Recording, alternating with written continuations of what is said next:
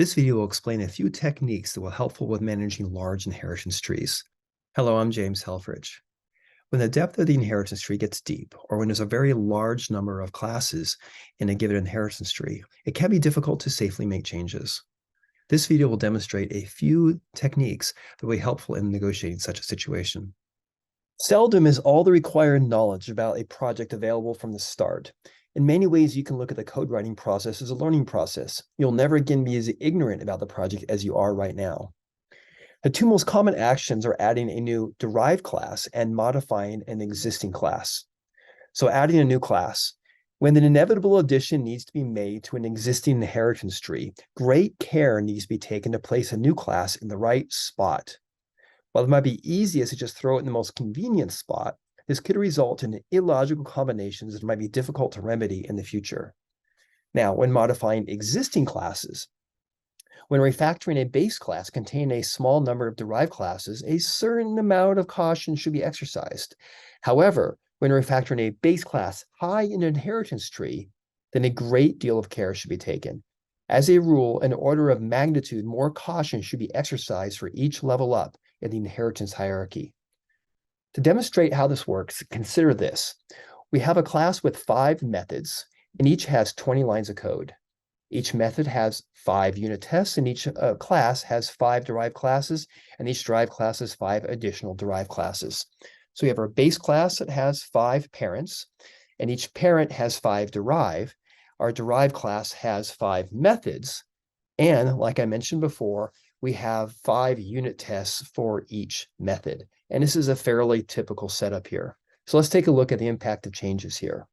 If I want to modify the use of a local variable in method 1 of derive 3, that's just one local variable, then 20 lines of code will be impacted, and that's how many lines of code there are in each method, and 5 unit tests. So that's manageable. I could probably handle that in a few minutes. Now, if I want to modify a member variable, the member variable data in derive 3, that's going to impact potentially 100 lines of code and 25 unit tests. So it's much, much, much bigger. If I want to modify parent 3, that'll impact 500 lines of code. In other words, all the lines of code and all the derived classes, which is 125 unit tests.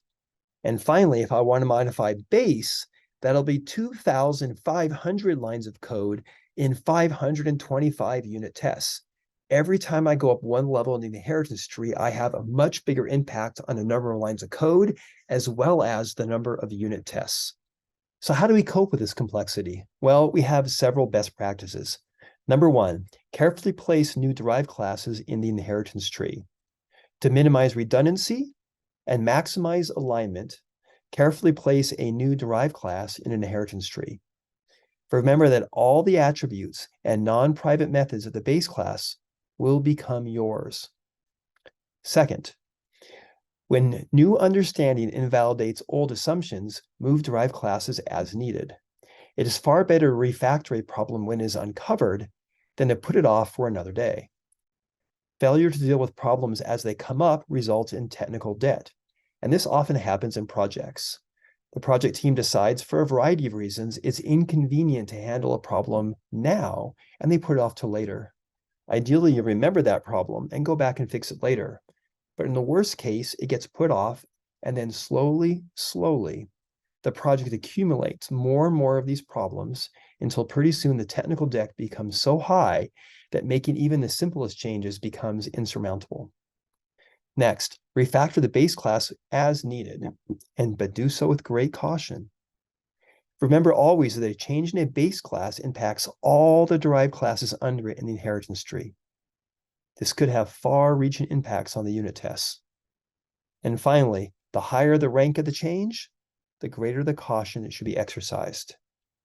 As a rule, the more general the change, the larger the meeting. Now, let's say, for an example, that you are working on a project by yourself, and you want to change a method or a single class. You probably don't need to tell anyone else but you. Now, let's say, for an example, that you want to change a base class that impacts a dozen derived classes. Well, probably one of those derived classes will be owned by someone else. So you should probably have an informal meeting with that person. But now, if you go up one more level in the inheritance tree, probably a half dozen different developers will be impacted. And you go up another level yet, maybe more and more, until finally, if you go up to the very base class of the entire inheritance tree, you might need to have an all hands meeting. As a general rule, the bigger the change, the bigger the meeting. Now, this actually happened at Microsoft back in 2000. The C# language is being refactored to accommodate the .NET framework, which required a wholesale rethinking of all the methods in the library. And this meeting did not involve 5 people or a dozen people or 100 people, but every member of the Microsoft Corporation gathered together in the Kingdom to hear of this new change. The bigger the change, the bigger the meeting.